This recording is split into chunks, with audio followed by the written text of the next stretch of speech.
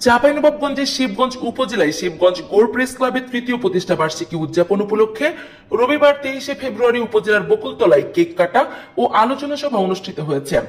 Gaur press ক্লাবের সাধারণ সদস্য মোসাম্মদ শামসুন্নাহার সোহানার উপস্থাপনায় এবং গৌড় প্রেস ক্লাবের সভাপতি মোহাম্মদ ফরাদ হোসেনের সভাপতিত্বে প্রধান অতিথি হিসেবে বক্তব্য রাখেন শিবগঞ্জ উপজেলা নির্বাহী অফিসার মোহাম্মদ আজহার আলী। বিশেষ অতিথি হিসেবে বক্তব্য রাখেন শিবগঞ্জ সিটি হাসপাতাল ব্যবস্থাপনা পরিচালক মোহাম্মদ নূর নবী ও মুখ্য সমন্বয়ক আলবাসরি সোহান। এই সময় আরো উপস্থিত ছিলেন মোহাম্মদ শফিকুল ইসলাম, দৈনিক ইত্তেফাক পত্রিকার শিবগঞ্জ প্রতিনিধি, মমিনুল ইসলাম বাবু, দৈনিক দিনকাল পত্রিকার শিবগঞ্জ প্রতিনিধি, শিবগঞ্জ গৌড় প্রেস ক্লাবের সকল সদস্য সহ সাংবাদিক বৃন্দ। সাংবাদিক পেশাটা আসলেই অনেক সুন্দর একটা পেশা, আমার খুব ছোট থেকে পছন্দনীয় পেশা, কিন্তু কিছু কিছু বিষয়ের জন্য এখন সাংবাদিকদের একটু দুর্নাম হয়ে যায়।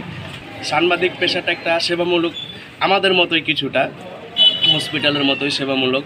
আমরা মানুষের জন্য কাজ করি, সাংবাদিকেরাও মানুষের জন্য কাজ করে। অনেক গুরুত্বপূর্ণ তথ্য থাকে যাদের মাধ্যমে ওনাদের মাধ্যমে আমরা জেনে থাকি। আমি চাই যে সুন্দরভাবে আপনারাও সাংবাদিক করবেন, যে ভালো লাগবে আমাদের।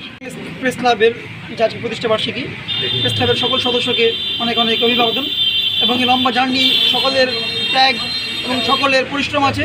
এই পরিশ্রমকে সাথে দিনে তারা এগিয়ে যাক এবং সাংবাদিকতা যে প্রতিবন্ধকতা, এই প্রতিবন্ধকতাকে কাটিয়ে উঠতে আমরা আমাদের ইউনো মহোদয় আছে এবং শিবগঞ্জবাসী সকলে আমরা একতাবদ্ধ হয়ে এই সকল রকম প্রতিবন্ধকতাকে কাটিয়ে এই সাংবাদিকতা পেশাটাকে সমাজে উচ্চ মান যাতে তারা পায় সেই দিকে আমরা এগিয়ে যাবো এবং সাংবাদিকতা এবং হলুদ সাংবাদিকতাকে দূরে রেখে সুষ্ঠু একটি সাংবাদিকতার প্রতিষ্ঠান আমরা দেখতে চাই।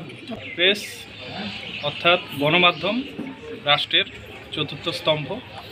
একটি রাষ্ট্র সঠিক পথে চলবে কিনা সেটি অনেকাংশে নির্ভর করে স্বাধীন গণমাধ্যমের উপর।